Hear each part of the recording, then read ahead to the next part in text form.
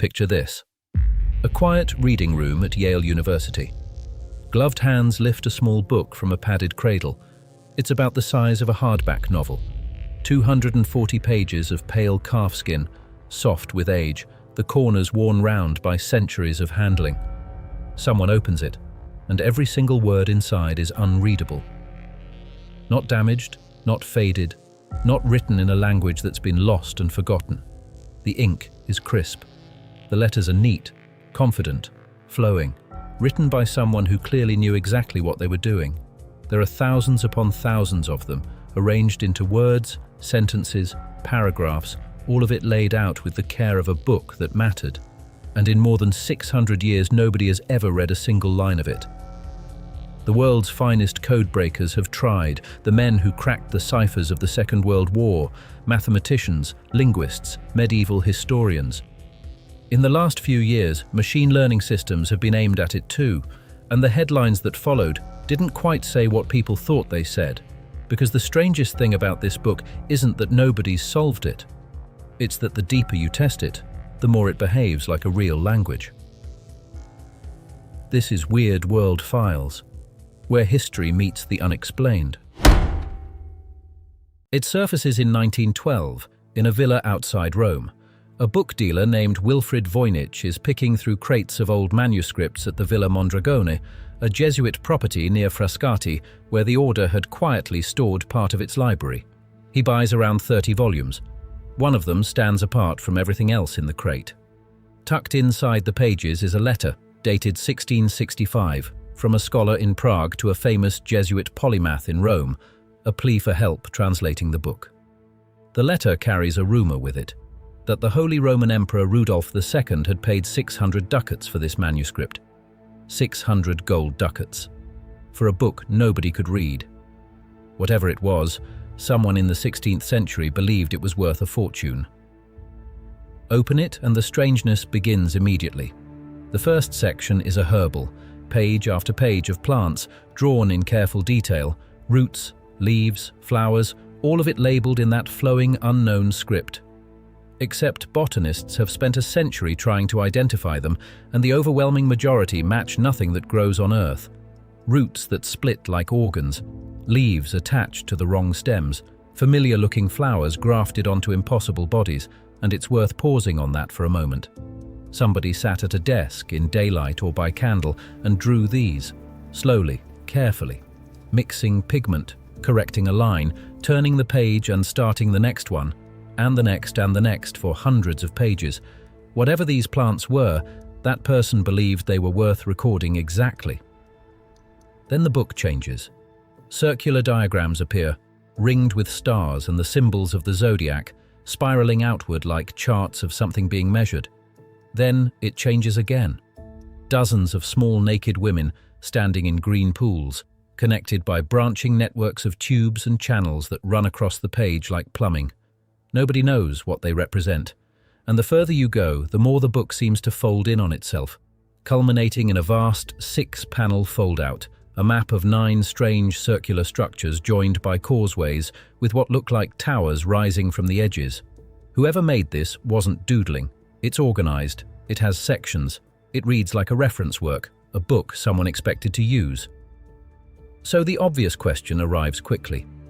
Is it a fake? It's a fair suspicion. Wilfrid Voynich was a dealer. Dealers profit from mysteries, and a book full of invented plants and unreadable text is exactly what an educated forger might produce to part a wealthy collector from his money. In 2009, the manuscript was finally subjected to modern science. Samples of the calfskin were sent to the University of Arizona for radiocarbon dating. The result came back. The animals whose skins became these pages died between 1404 and 1438. Early 15th century, decades before Columbus sailed, long before Voynich was born, and centuries before anyone had a modern collector to defraud. Separate analysis of the inks found nothing anachronistic. Pigments and iron gall ink entirely consistent with the medieval period applied to the vellum while it was still fresh, not added later to an old blank book. The forgery had to have happened in the 15th century, which raises a far more interesting question. who spends a small fortune on calfskin and months, possibly years of skilled labor to produce 240 pages of deliberate nonsense. Before we continue, I'd love to know where you're watching from. Tell me your country and what time it is there right now. I always enjoy seeing where in the world these investigations are being watched, and if you're enjoying today's investigation, consider subscribing so you don't miss the next file. Now, back to the investigation. The Codebreakers came next, and these weren't amateurs. William Friedman was arguably the greatest cryptanalyst of the 20th century, the man whose team broke the Japanese diplomatic cipher the Americans called Purple. During and after the war, he assembled study groups, professional codebreakers, working in their own time on the Voynich Manuscript. They got nowhere. On the British side, John Tiltman, a legendary figure from Bletchley Park, spent years on it and reached the same wall. Between them, these were people who had broken machine ciphers designed by nation-states to be unbreakable. A medieval book defeated them completely. Here's why. Every cipher in history leaks. Letters appear at predictable frequencies. Common words cast shadows. Give a skilled cryptanalyst enough text, and there is an enormous amount of text here, and the structure underneath eventually shows through.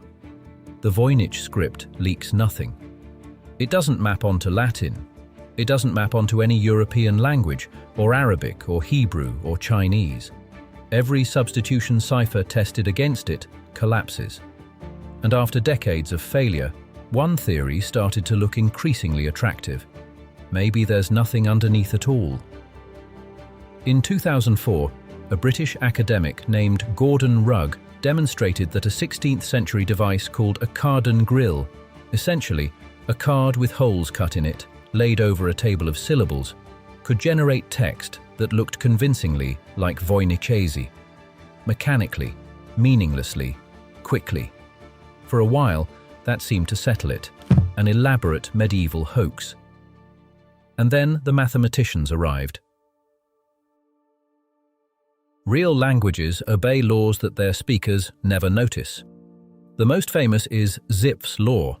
In any natural language, the most common word appears roughly twice as often as the second most common, 3 times as often as the third, and so on down the curve, a pattern that holds in English, in Mandarin, in Finnish, in languages that have never had contact with one another. It emerges from human beings using words. It's extraordinarily difficult to fake on purpose. Run the Voynich manuscript through that test. It fits. And it goes further. The text has word-like units with consistent internal rules. Certain characters only ever appear at the beginnings of words, others only at the ends, exactly as you'd expect from a genuine writing system with its own grammar of spelling. Word frequencies shift between sections, the way vocabulary shifts between the botany chapter and the astronomy chapter of any real reference book. There are oddities that no known language shares. Words are strangely uniform in length, and the same word sometimes repeats 3 times in a row. But statistically, this is not the output of someone waving a card with holes in it over a table of syllables. It's structured, it's consistent, and it's consistent across hundreds of pages. Which brings us back to something on the page that almost everyone had walked past: the handwriting. In 2020, the medieval manuscript scholar Lisa Fagin Davis published a detailed paleographic analysis of the script, the shapes of the strokes, the angles, the tiny unconscious habits that betray an individual hand. She found evidence of multiple scribes, as many as 5. Think about what that means. Not one eccentric working alone in a room, but several people, sitting together, or in turn, writing quickly and fluently, without hesitating over a single character. The way you write a language you learned as a child. They knew the spelling rules, they never had to stop and think. And they all wrote it the same way, as though they had all been taught it. You can hoax a book. It's considerably harder to hoax a literate community. Which brings us to the last few years and the headlines. In 2018, researchers at the University of Alberta ran the manuscript through an algorithm trained on hundreds of translations of the same document in different languages. The system's best statistical match for the underlying text was Hebrew, with the letters within each word scrambled. The press reported that artificial intelligence had cracked the Voynich Manuscript. The researchers themselves were far more careful. What they'd built was a language identification tool, not a translator. Most linguists who examined the result concluded it was an artifact of the method, that if you're allowed to rearrange the letters inside every word, you can shake almost any text into almost any language. A year later, another decipherment made global news, claiming a lost Mediterranean vernacular. Within days, specialists had dismantled it, and the university that promoted the story withdrew its own press release. This is the pattern. Every few years, someone announces a solution. The headlines run, then the specialists read the actual work, and it quietly dissolves. And there's a reason no machine has succeeded where the codebreakers failed, a reason that has nothing to do with computing power. When Egyptian hieroglyphs were finally read, it was because of the Rosetta Stone. The same passage, in a script nobody could read, beside a language everyone could. A key. The Voynich Manuscript has no key. There is no second copy. No fragment of it appears in any other document, in any archive, anywhere on Earth. Every reference we have to the book is a reference to people failing to read it. An algorithm can only find a pattern it has somewhere seen before. This is the one text in the world with nothing to compare it to. So, what's left? Friedman, the man who broke purple, eventually arrived at a hypothesis he was cautious enough to publish as an anagram, sealed like a bet he wasn't ready to lose in public. When it was finally unscrambled, it read as a suggestion that the manuscript was an early attempt to construct an artificial language. Not a code hiding a message. A language built from nothing, designed, invented, taught to a small number of people, used to fill a book that its makers clearly considered valuable, and then abandoned when whoever knew it died or scattered or was silenced. If that's true, the text isn't concealing meaning behind a lock. The meaning was written openly in a tongue with no living speakers and no surviving grammar. And a language with no speakers isn't encrypted, it's extinct. We don't know. That's the honest answer, and it's the one the evidence supports. We know the book is genuinely medieval. We know it was written by several trained hands. We know its text behaves like language and resists every attempt to read it as one. Everything beyond that is interpretation. But consider what that leaves us holding. There was a time, 6 centuries ago, in some room we can't locate, in some city we can't name, when this book was not a mystery at all. Someone turned these pages and simply read them. The plants had names, the diagrams meant something. The women in the green pools were doing something that made perfect sense to the person looking at them. That understanding existed. It was ordinary, and then it ended, and every trace of it vanished so completely that the finest minds of the modern world have not recovered a single word. Almost every book ever written has either been read or destroyed. This one sits in a climate-controlled room in Connecticut, perfectly legible, catalogued and photographed and available online to anyone who wants to look, and it is still keeping its contents to itself. 600 years of silence from a book that has never once been damaged. We tend to assume the past has been settled, that the archives have been read, the questions answered, the map filled in. And then you remember that in a library in New Haven, there is a book we can hold in our hands, photograph in every wavelength of light and still not understand, a piece of the 15th century that has never surrendered, sitting in the middle of the most documented civilization in human history. Somebody had something to say. They took the trouble to write it down carefully enough to survive the fall of empires, the burning of libraries, and 600 years of war and weather. It's still here. It's still waiting. And whatever they knew, whatever was worth all that vellum, all that ink, all those patient hours, it may still be sitting on that page, entirely intact, waiting for the one person who finally learns how to look.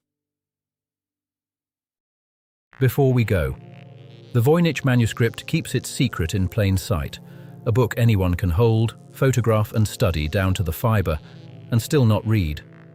But there's another kind of mystery. Not an object that survives and refuses to speak, but evidence that once seemed impossible to ignore. For more than a century, newspapers reported the discovery of enormous human skeletons, 7, 8, even 9 feet tall. Many accounts described the remains being examined, catalogued, and shipped away for study. Then, they vanished. Next time, we're opening that file. Giant skeletons, the Smithsonian cover-up that won't die. Because the Voynich Manuscript may be the greatest message no one has ever been able to read. But what if another message disappeared before anyone was allowed to read it?